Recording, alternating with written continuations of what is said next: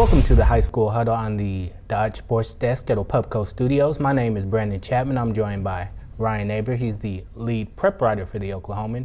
And it was a great second round of the high school playoffs. Ryan, which one of those games surprised you the most? I think the one that surprised me the most was Oklahoma Christian going out and beating a previously undefeated Ringling team.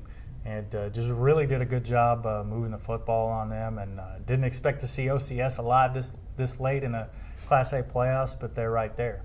All right, well, Midwest City knocked off Stillwater by 7 points. Did you learn more about Midwest City based on that outcome or Stillwater? I think we won't know for sure until this week when Midwest City plays Tulsa Union, but I really think we learned just how good Stillwater is.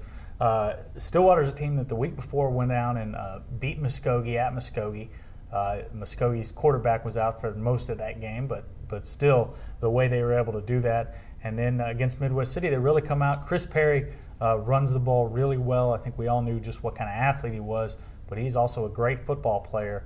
And they were able to bottle up Timothy Flanders early.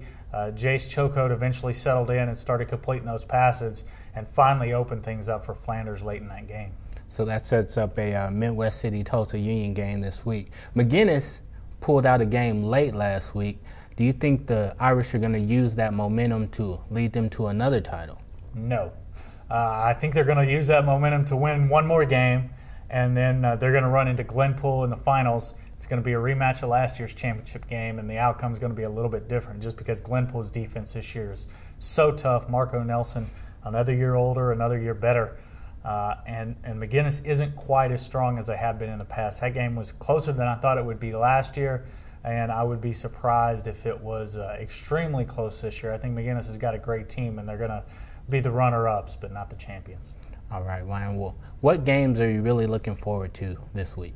Well, I think there's a few. Some of the Class A games where you have an entire district, A7, going for a sweep into the semifinals. You've got Morrison and CHA, which should be an outstanding game. Morrison is going to outsize CHA. Everybody outsizes CHA, but you can't really count out the Crusaders, especially with Chaz Clemens back there. The game I'm really looking forward to, though, is in 5A. Lawton MacArthur, Carl Albert playing at Norman High School on Saturday afternoon.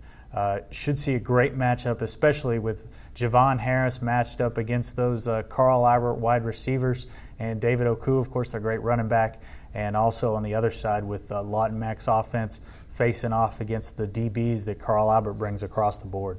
All right, there's plenty of star power in that game. Well, Ryan, we appreciate your expertise. Thanks for watching the High School Huddle. We'll be back next week on the Dodge Sports Desk as we continue to provide the best high school playoff coverage in the state.